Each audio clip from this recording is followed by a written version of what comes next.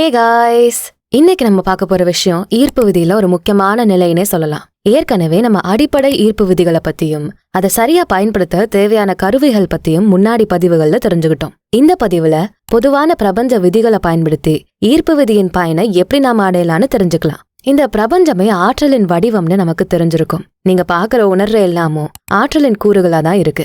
எல்லா பொருட்களுக்கும் உணர்வுகளுக்கும் ஒரு குறிப்பிட்ட ஆற்றல் இருக்கு. ஆற்றல்கள் இருக்க ஒரு பொருள் தொடர்ந்து ஒரு அதிர்வு நிலையில இருக்கும். இந்த அதிர்வுகளை தான் நம்ம வைப்ரேஷன்னு சொல்றோம். மனிதர்கள் கூட ஆற்றலின் சக்தியா தான் இருக்காங்க. அவங்க ஒரு குறிப்பிட்ட அலவரிசையை வெளிப்படுத்திக்கிட்டே இருக்காங்க. எப்போ உங்க எண்ணத்தின் அலவரிசையும் நீங்க விரும்புற ஒரு விஷயத்தின் அலவரிசையும் ஒத்து போகுதோ அப்பதான் நீங்க உணர்ந்ததை அடைவீங்க. நீங்க எந்த ஒரு உயிரினத்தோட போட்டோ பிரிண்ட் எடுத்து பார்த்தாலும் அது ஒரு தாவரமா இல்ல விலங்கினமா இருந்தாலும் சரி, அதை சுத்தி ஒரு ஆற்றலின் வடிவத்தை பார்க்கலாம். அப்ப எல்லாமே ஒரு ஃப்ரீக்வன்சின்னு சொல்லப்படுற ஒரு அலவரிசையில தான் இயங்கிட்டு இருக்கும். இந்த ஃப்ரீக்வன்சின்னு சொல்லப்படுறது அதிர்வுகளால கணக்கிடப்படுற ஒரு விஷயமா இருக்கு. இந்த பிரபஞ்சத்துல எண்ணற்ற அதிர்வெண்கள், அதாவது ஃப்ரீக்வன்சி இருக்கு. நம்ம மூளையில இருக்க செல் எல்லாமே நம்ம நினைக்கிற எண்ணங்கள் மூலமா ஆற்றலை கடத்துது. அந்த ஆற்றலும் ஒரு குறிப்பிட்ட அதிர்வு எண்ண வச்சுதான் இருக்கும். நீங்க அடைய விரும்புற எந்த ஒரு சூழலுக்கும் இல்ல பொருளுக்கும் இருக்க அதிர்வுகள் கூட உங்க எண்ண அதிர்வுகள் ஒன்றாகும் போது அது உங்க வாழ்க்கையில கிடைக்கும். உங்களுக்கு தேவையான ரியாலிட்டி கூட உங்க அதிர்வு எண் ஒன்றாகும் போது நிச்சயமா அது உங்க வாழ்க்கையில நீங்க ஈர்க்க முடியும். இது தத்துவமெல்லாம் இல்ல, பிசிக்ஸ்ன்னு ஐன்ஸ்டீனே குறிப்பிட்டிருக்காரு. 1959 த ஸ்ட்ரேஞ்சஸ்ட் சீக்ரெட் அப்படிங்கிறாரு ஒரு ஆடியோ பதிவுல. ஏர்ல் நைட்டிங்கேல் ஒரு விஷயத்த பத்தி பேசியிருக்காங்க. மனிதர்கள் அவங்களோட 5 உணர்ச்சிகள் மூலமா அவங்க மூளையில உருவாகிற ஒரு காட்சியை நம்ம எண்ணங்கள்ல ஏத்துக்க முடியுது. இப்போ நீங்க ஒரு சைரன் ஒலிய கேக்குறப்போ உங்க மூளையில ஆட்டோமேட்டிக்கா ஒரு ஆம்புலன்ஸ் பத்தின எண்ணங்களை அது உருவாக்கும். ஆனா அது ஒரு தீ அணைக்கும் வண்டியாவோ இல்ல ஒரு போலீஸ் வாகனமாவோ இருக்கலாம். அதை நீங்க யோசிக்க மாட்டீங்க. அப்ப இந்த மாதிரி நீங்க யோசிக்கிற எதுவுமே உங்களோட உண்மையான எண்ணங்கள் இல்ல. நீங்க ஏற்கனவே பார்த்த, கேட்ட இல்ல உணர்ந்த விஷயங்களை பத்தின ஒரு எண்ணம். நீங்க உங்க 5 புலன்கள் மூலமா உணர்ற எந்த விஷயமும் உண்மையா இருக்க வேண்டிய அவசியம் இல்ல. எந்த எண்ணம் உங்க ஆழ் மனநிலையில இருந்து வெளிப்படுதோ அதுவே நீங்க நிஜமா அடைய விரும்புற ஒரு நிலையா இருக்க முடியும். ஆனா அந்த எண்ண அதிர்வுகளை சரியா வெளிப்படுத்தும் போது அது உங்க வாழ்க்கையில ஈர்க்கும் நிலை உருவாகும். மனிதர்கள் எப்பவுமே சூழ்நிலையில இருந்து விலகியே இருக்க முயற்சி செய்வாங்க. ஒரு விலங்கினமோ இல்ல தாவரமோ எல்லா சூழ்நிலைக்கும் ஏத்த மாதிரி மாத்திக்க முயற்சி செய்யறதை நம்ம பார்க்கலாம். ஆனா மனிதர்கள் அப்படி செயல்படுறது கிடையாது. ஏன்னா அவங்க தான் அந்த சூழ்நிலை உருவாக்குற ஒரு ஆற்றலா இருக்காங்க. ஒவ்வொரு மனிதரும் அவங்க எண்ணங்களை ஏற்படுத்துற அதிர்வுகள் மூலமா வெவ்வேறு சூழ்நிலையில மாட்டிக்கவும் செய்யறாங்க. நீங்க ஒவ்வொருத்தரும் அனுபவிக்கிற வாழ்க்கை நிலை உங்க எண்ண அதிர்வுகளால உருவான ஒண்ணுதான். ஈர்ப்பு விதியோட தத்துவத்தின்படி ஒரே அதிர்வுள்ள பொருட்களை மட்டுமே நீங்க ஈர்க்க முடியும். அது நேர்மறையா இருந்தா நல்ல நிகழ்வுகளும், எதிர்மறையா இருந்தா அதுக்கேத்த நிகழ்வுகளும் நீங்க ஈர்க்கிறீங்க. அப்போ உங்க சிந்தனையும் எண்ணமும் நேர்மறையா இருந்தா நீங்க பல நல்ல விஷயங்களை உங்க வாழ்க்கையில ஈர்க்க முடியும். உங்க சூழலும் நேர்மறையா இருந்தா உங்க எண்ணங்களுக்கு அது இன்னும் வலு கொடுக்கற விதமா இருக்கும். உங்க சூழலை நேர்மறையா வச்சுக்க நீங்க நல்ல அதிர்வுகள் உள்ள இசை, ஆன்மீகம் இதெல்லாம் பயன்படுத்தலாம். உங்க அதிர்வுகளை ஒழுங்குபடுத்த நீங்க தியானம், யோகா, ஆரோக்கியமான உணவு, பழக்க வழக்கங்கள் இந்த மாதிரியான விஷயங்களை கடைபிடிக்கலாம். இது உங்க மனநிலையை ஒரு சமநிலையா வைக்க உதவும். உங்க ஆற்றலை அதிகப்படுத்தி நீங்க விரும்புற சூழலை ஈர்க்க முடியும். இந்த அதிர்வுகள் எல்லாமே உடனடியா செயல்பட்டு ஒரு மாற்றத்தை உருவாக்கிடுறது இல்ல. இத சரியான முறையில தொடர்ந்து பயிற்சி செய்யறதன் மூலமா நீங்க மனதளவுலையும் உடல் அளவுலையும் ஒரு சரியான மாற்றத்தை உருவாக்க முடியும். சரி, இந்த அதிர்வுகளை எப்படி சரியா பயன்படுத்துறது? உங்க மனசுல ஏற்படுற பல சிந்தனைகள் பல வகையான அதிர்வுகளை உருவாக்கிக்கிட்டே இருக்கும். முடிஞ்ச வரைக்கும் அந்த எண்ணங்களை நேர்மறையா வச்சுக்க முயற்சி செய்யலாம். இதுக்கு நன்றி உணர்வு மாதிரியான விஷயங்களை கடைபிடிக்கிறது நல்ல பலனை கொடுக்கும். உங்க வாழ்க்கையில நடக்கிற சின்ன சின்ன மகிழ்ச்சியையும் கவனிக்கிறது மூலமா நீங்க எப்பவும் நேர்மறையான எண்ணங்களை அதிகப்படுத்த முடியும். தினமும் நீங்க செய்யற தியானம் மாதிரியான விஷயங்கள் கூட உங்க அதிர்வுகளை அதிகமாக்க உதவியா இருக்கும். ஒரு 10 இல்ல 5 நிமிஷம் தியானம் கூட உங்க அதிர்வு நிலையில ஒரு நிலையான மாற்றத்தை கொண்டு வர முடியும். நீங்க எடுத்துக்கிற உணவு முறை கூட ஒரு பாதிப்பை கொடுக்கும். இயற்கையான சரிவிகித உணவு உங்க உடல் நிலைய மட்டுமில்லாம மனநிலையை கூட சரி செய்ய உதவும். உங்க மனசுல இருக்க எதிர்மறையான எண்ணங்களை நீங்க குறைக்கிறது உங்க அதிர்வுகளை சமநிலையில வச்சுக்க உதவும். அதிக கோபமோ இல்ல வெறுப்போ வரும்போது மனசை கொஞ்சம் அமைதியாக்கி ஒரு டைரியில நீங்க எப்படி எதனால இந்த உணர்வுகளை வெளிப்படுத்துனீங்க இப்படி எழுதுறது மூலமா அதை பத்தின தெளிவு உருவாகும். இந்த எதிர்மறை உணர்வுகளை அதிகம் வெளிப்படுத்தாம அதை உங்ககிட்ட இருந்து நீங்க நீக்க முடியும். நன்றி உணர்வை வெளிப்படுத்துறது மூலமா இல்ல உங்க உணர்வுகளை சரியான முறையில வச்சுக்கிறது மூலமா உங்க சூழலை நீங்க நல்ல அதிர்வுள்ள ஒரு இடமா மாத்தலாம். உண்மையான மகிழ்ச்சி நேர்மறையான அதிர்வுகளை அதிகமாக்கும். உங்க வாழ்க்கையில நடந்த நல்ல விஷயங்களை யோசிக்கிறது மூலமா இல்ல நீங்க செஞ்ச ஏதாவது ஒரு சாதனைய நினைச்சு பாக்குறது மூலமா உங்க எண்ண அதிர்வுகளை நல்ல முறையில உயர்த்தலாம். இந்த உயர்வான அதிர்வுகள் நேர்மறையா இருக்கப்போ உங்களுக்கு கிடைக்க வேண்டிய விஷயங்கள் இன்னும் சீக்கிரமா உங்களுக்கு கிடைக்கும். சரி, இந்த அதிர்வுகளை சரிப்படுத்தியாச்சு, அதிர்வுகளை நல்ல முறையில உயர்த்தவும் செஞ்சாச்சு. இதுக்கப்புறம் என்ன?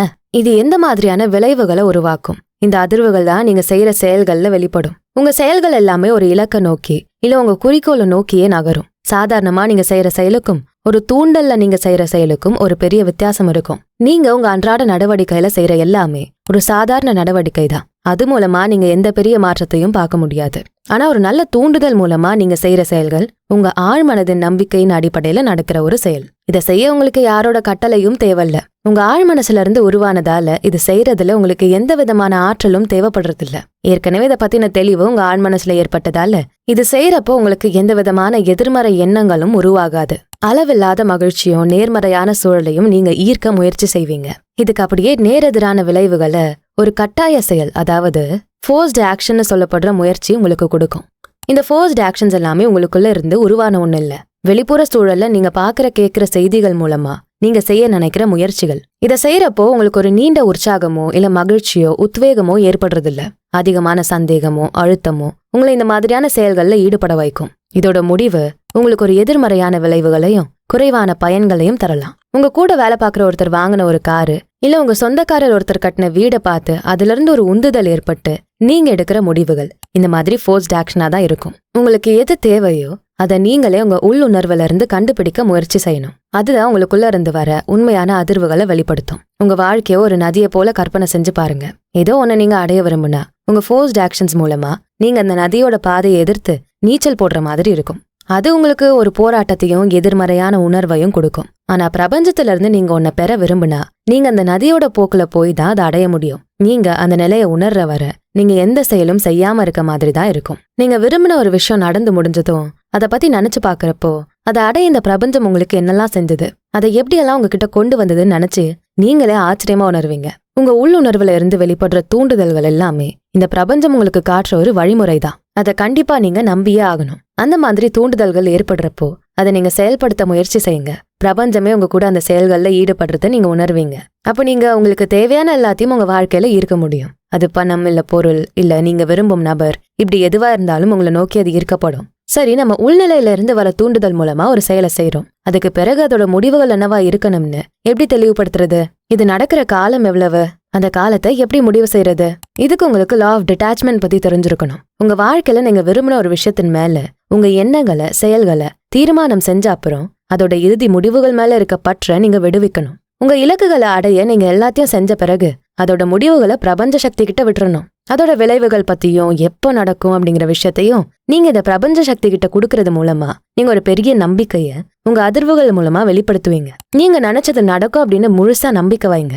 அது எப்படி நடக்கும் எப்போ நடக்கும்னெல்லாம் நீங்க யோசிச்சு அதை நகர்த்த முயற்சி செய்யாதீங்க. ஒரு விஷயம் உங்களுக்கு வேணும்னு நீங்க நினைச்சா அது உங்களை அடைய கண்ணுக்கு தெரியாத பல வழிகள் இருக்கும். நீங்க கற்பனை செஞ்சு பார்க்க முடியாத எண்ணற்ற வழிகள் மூலமா அது உங்களை வந்து அடையும். உங்க தரப்பு செயல்களை செஞ்சு முடிச்சதும் அதோட விளைவுகள் பத்தி உங்களுக்கு கவலையோ இல்ல பதட்டமோ இருக்க வேண்டிய அவசியம் இல்ல. நீங்க விரும்புற ஒரு வேலை உங்களுக்கு கிடைக்கணும். இது உங்க உள்ளுணர்வுல இருந்து உண்டான ஒரு எண்ணம். அதை செயல்படுத்த தேவையான எல்லா செயல்களையும் செய்யுங்க. அந்த வேலைக்கு அப்ளை பண்றது, அதுக்கான பயிற்சிகளை ஒழுங்கா செய்யறது, இதெல்லாம் செஞ்ச அப்புறம் நீங்க விரும்பின சம்பளத்தோட ஒரு வேலை கண்டிப்பா உங்களை வந்து சேரும்னு உறுதியா நீங்க நம்பணும். அது உங்களை தேவையில்லாத அழுத்தத்துல இருந்து உங்களை காப்பாத்தும். உங்க மனசை ஒரு பரந்த நிலையில வச்சுக்க உதவியா இருக்கும். இது மூலமா உங்க வாய்ப்புகள் அதிகமாகும். உங்களுக்கு கிடைக்கிற எல்லா வாய்ப்புகளும் ஒரு நேர்மறையான எண்ணத்தை உங்களுக்குள்ள உருவாக்கும். அதே போல தேவையில்லாம உங்க ஆற்றல் வீணாகிறது இது தடுக்கும். ஒரு முடிவை நீங்க எதிர்பார்த்து செய்யறப்போ அதை பத்தி யோசிக்கிறதுலயே உங்க எல்லா ஆற்றலையும் செலவு செய்வீங்க. இது எதிர்மறையான எண்ணத்தை உங்களுக்குள்ள கொண்டு வரும். ஈர்ப்பு விதி உங்களுக்கு தேவையான எண்ணங்கள் மூலமா உங்களுக்கு ஒரு வெற்றியை கொடுக்கும். டிட்டாச்மெண்ட் அப்படிங்கிற பற்றுதல் இல்லாத நிலை அந்த எண்ணங்களை உங்களுக்கு விருப்பமான விஷயமா மாத்த உங்களுக்குள்ள ஒரு அமைதியை உருவாக்கும். பிரிவு விதின்னு சொல்லப்படுற லா ஆஃப் டிட்டாச்மெண்ட் உங்களுக்குள்ள ஒரு அமைதியை உருவாக்கும். எதிர்மறை எண்ணங்களை தடுக்கும். நீங்க விரும்பின விஷயத்த சரியான நேரத்துல உங்ககிட்ட கொண்டு வந்து சேர்க்கும். இந்த மாதிரி டிட்டாச்மெண்ட், அதாவது பற்றில்லாத நிலையில நீங்க இருக்கணும்னு நினைச்சா அதுக்காக உங்க முயற்சிகளை செய்யாம இருக்கணும்னு அவசியம் இல்ல. உங்க குறிக்கோள்கள் மேல கவனமா இருந்துகிட்டே அதோட முடிவுகள் மேல இருக்க பற்றையும் அழுத்தத்தையும் குறைச்சிக்க முயற்சி செய்யணும். இது மூலமா உங்களுக்குள்ள அதிகமான நம்பிக்கை ஏற்படும். அதோட விளைவுகள் பத்தின பயம் உங்களை விட்டு போகும். இதை நீங்க செய்ய சில வழிமுறைகள் இருக்கு. உங்க முடிவுகள்ல தெளிவா இருக்கிறது அவசியம். உங்க செயல்பாடுகள் மேல உங்களுக்கு அதிகமான நம்பிக்கை இருக்கணும். முடிவுகளை பத்தின பயம் இல்லாம பொறுமையா காத்திருக்கிறது ரொம்பவே அவசியம். இந்த காத்திருப்பு உங்களுக்கு இயற்கையின் முடிவுகள் மேல ஒரு நம்பிக்கை ஏற்படுத்தும். தியானம் மாதிரியான செயல்கள் உங்களுக்கு ஒரு அமைதியை உருவாக்கி கொடுக்கும். நீங்க முடிவுகள் மேல இருக்க பற்றதான் கைவிடுறீங்களே தவிர உங்க இலக்குகள் மேல இல்ல. செயல்கள் எல்லாமே உங்ககிட்ட இருக்கட்டும். அதுக்கான முடிவுகள் பிரபஞ்ச சக்தி கிட்ட இருக்கட்டும். அதுதான் உங்களை ரொம்ப சுலபமா உங்க இலக்கை அடைய உதவியா இருக்கும். இந்த இயற்கையின் விதியில என்ன மாற்றங்கள் வேணா நடக்க வாய்ப்புகள் இருக்கு. ஒரு விஷயம் நீங்க நினைச்ச வழியில தான் உங்களுக்கு கிடைக்கணும்னு கண்டிப்பா சொல்ல முடியாது. இன்னும் சுலபமான வழிகள் கூட அதுக்கு இருக்கலாம். அது எல்லாத்தையும் இந்த பிரபஞ்ச சக்தி கிட்ட விட்டுருங்க. உங்க எண்ணங்கள், சிந்தனைகள் நல்லதா நேர்மறையா இருக்கப்போ அது இன்னும் அதிகமான நேர்மறை விஷயங்களை உங்ககிட்ட கொண்டு வந்து சேர்க்கும். எல்லா மனிதரும் அவங்க நம்பிக்கையின் அடிப்படையில உருவாகிற எண்ணங்களை வச்சே அவங்க வாழ்க்கைய உருவாக்கிடுறாங்க.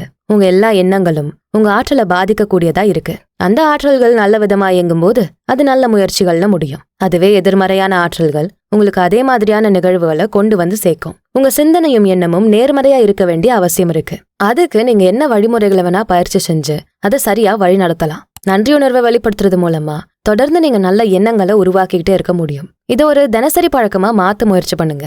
எந்த சூழல்லையும் எதிர்கொள்ற நம்பிக்கைய நன்றி உணர்வு உங்களுக்கு கொடுக்கும். உங்க வெற்றி எதுன்னு ஒரு தெளிவான முடிவு இருக்க உங்களுக்கு இந்த மாதிரியான நேர்மறை எண்ணங்கள் வழி செய்யும். உங்க குறிக்கோள்களும் இலக்குகளும் உங்களோட ஆழ் மனசுல இருக்க தூண்டுதல் மூலமா இருக்கிறது ரொம்பவே அவசியம். இது உங்க முடிவுகள் மேல ஒரு நம்பிக்கையை கொடுக்கும். உங்க செயல்கள் எல்லாமே உங்க இலக்குகள் மேல இருக்கப்போ உங்க வெற்றி பாதை தெளிவா இருக்கும். உங்க வெற்றிக்கான பல வழிகளுக்கு அது உங்களை தயார்படுத்தும். அதே போல உங்க செயல்கள் எல்லாமே முழு நம்பிக்கையை வெளிப்படுத்துற விதமா இருக்கிறதுமே அவசியம். எதிர்மறையான எண்ணங்களை தள்ளி வச்சு உங்க இலக்குகள் மேல முழு ஆற்றலை வெளிப்படுத்துங்க. உங்களுக்கு என்ன சிதறல்களை வராம தடுக்கும். அது தன்னம்பிக்கையோட வெற்றியை நோக்கி உங்க முயற்சிகள் இருக்கும். நீங்க செய்யற உங்க தினசரி செயல்பாடுகள் உங்க இலக்குகள் மேல இருக்க மாதிரி பாத்துக்கோங்க. என்ன மாதிரியான வாழ்க்கை சூழல் இருந்தாலும் உங்க நோக்கம், செயல் எல்லாமே உங்க இலக்குகள் இல்ல நீங்க அடைய விரும்புற ஒரு நிலை மேலதான் இருக்கணும். உங்க செயல்கள் தெளிவா நம்பிக்கையா இருக்கப்போ உங்க முடிவுகள் பத்தின பயத்தை அது குறைச்சிரும். ரொம்ப அமைதியா, பொறுமையா உங்களுக்கு கிடைக்க வேண்டிய நேரத்துல அது கிடைக்க ஒரு வழியை ஏற்படுத்தி தரும். வெற்றி பெறதுக்குன்னு ஒரு நேரமும் சூழலும் இருக்கவே செய்யும். அது வரைக்கும் நீங்க பொறுமையை கடைபிடிக்கிறது அவசியம். இந்த பொறுமை வர்றதுக்கு உங்க எண்ணங்கள் மேல உங்களுக்கு முழுமையான நம்பிக்கை இருக்கணும். வெற்றி அப்படிங்கிறது வெறும் அதிர்ஷ்டம் மட்டும் இல்ல, உங்க நீண்ட நம்பிக்கையான உழைப்புக்கு கிடைச்ச ஒரு பலனாதான் அது இருக்கும். எந்த விதமான வெற்றியும் தோல்வியும் இல்ல கஷ்டங்களும் உங்களுக்கு வெளிப்புற சூழல்ல இருந்து உருவாகிறது இல்ல, உங்க எண்ணங்கள்ல ஏற்படுற ஒரு மாற்றமே அதுக்கு காரணமா இருக்கு. நன்றியோட நல்ல சிந்தனைகளை வளர்த்து சரியான செயல்களை செஞ்சா உங்க வெற்றி உங்க கூடவே வரும். செயல்களால மட்டுமே நீங்க செய்யணும். முடிவுகளை பிரபஞ்ச சக்தி கிட்ட கொடுக்க தயாரா இருங்க. உங்களுக்கு சரியான சமயத்துல கிடைக்கிற வெற்றி நீண்ட கால சந்தோஷத்துக்கு வழியா இருக்கும். ஒரு கார்ல நீங்க பயணம் செய்யறதா நினைச்சுக்கோங்க. உங்க மொத்த பயண தூரத்துல நீங்க கடக்க வேண்டிய தூரம் ஒரு 500 கிலோமீட்டர். உங்க காரோட ஹெட்லைட் தர வெளிச்சம் எவ்வளவு தூரம் வர தெரியும்? ஒரு 100 அடி இல்ல 200 அடி மட்டும் தானே. ஆனாலும் உங்க மொத்த பயண தூரத்தை நீங்க கடக்கிறதுக்கு அந்த 100 அடி வெளிச்சமே போதுமானது தானே இருக்கு. உங்க வாழ்க்கையும் அதே மாதிரிதான். சின்ன சின்ன செயல்கள் மூலமா உங்க குறிக்கோளை அடைய முடியும். அதுக்கு தேவை உங்ககிட்ட நம்பிக்கை அப்படிங்கிற ஒரு சின்ன ஒளிதான். இதை வச்சு உங்க முழு வாழ்க்கை பயணத்தையும் நீங்க வெற்றியோட கடக்க முடியும். வெற்றியை நோக்கி உங்க முதல் அடியை நம்பிக்கையோட எடுத்து வைங்க. முழு படிக்கட்டையும் நீங்க பார்க்க வேண்டியதில்ல. பிரபஞ்சம் மேல நம்பிக்கையோட இருங்க. காலம், நேரம் இதெல்லாம் வெறும் மாயைதான். இது அறிவியல் பூர்வமா உண்மையும் கூட. காலம், நேரம் இதெல்லாம் உண்மை இல்லைன்னு நீங்க உணரும் போது உங்களுக்கு தேவையான விருப்பங்கள் எல்லாமே ஏற்கனவே உங்ககிட்ட இருக்குன்னு நீங்க உணர ஆரம்பிப்பீங்க. உங்களுக்கு தேவையான விஷயத்தின் அதிர்வுகளோட ஒன்றி இருப்பது மட்டுமே உங்க வேலையா இருக்கும். அதுக்கப்புறம் நீங்க விரும்பின எல்லாமே உங்ககிட்ட கண்டிப்பா வரும். உங்ககிட்ட அது ஏற்கனவே இருக்குன்னு நீங்க நினைக்க ஆரம்பிச்சிட்டா போதும். இந்த பிரபஞ்சம் ஒரு நொடியில உங்ககிட்ட அதை கொண்டு வந்து சேர்க்கும். இந்த பிரபஞ்ச ஆற்றல் முன்னாடி சின்னது பெருசுன்னு எதுவும் இல்ல. எதுல உங்க எண்ணங்களும் அதிர்வுகளும் அதிகமா இருக்கோ அது உங்களுக்கு சீக்கிரமா கிடைக்கும். நம்பிக்கை, பொறுமை, தெளிவு, நன்றி உணர்வு இது மூலமா நீங்க விரும்பின எல்லாத்தையும் சுலபமா அடையலாம். அடுத்த பதிவுல ஈர்ப்பு விதியோட உயர் நிலையில இருக்க அளவில்லாத அற்புத சக்திகளை பத்தி தெரிஞ்சுக்கலாம். இந்த அளவில்லாத நிலை எல்லா உயிர்களுக்கும் செயல்களுக்கும் இருக்க ஒரு பொதுவான சக்தி. இதை சரியா பயன்படுத்தி எப்படியெல்லாம் நம்ம ஈர்ப்பு விதியின் ஆற்றலை முழுமையா பெற முடியும்னு தெரிஞ்சுக்கலாம். சோ மறக்காம அடுத்த பதிவை தொடர்ந்து பாருங்க. இந்த வீடியோ உங்களுக்கு பிடிச்சிருந்தா அதுக்கு ஒரு லைக்கை போட்டுட்டு உங்க ஃப்ரெண்ட்ஸ் அண்ட் ஃபேமிலிக்கு ஷேர் பண்ணுங்க. நம்ம channels beyond ordinary and body and soul Tamil ரெண்டுத்துக்கும் சப்ஸ்கிரைப் பண்ணிட்டு பெல் ஐக்கானை அழுத்துருங்க. நான் உங்களை அடுத்த வீடியோல பாக்குறேன். நன்றி.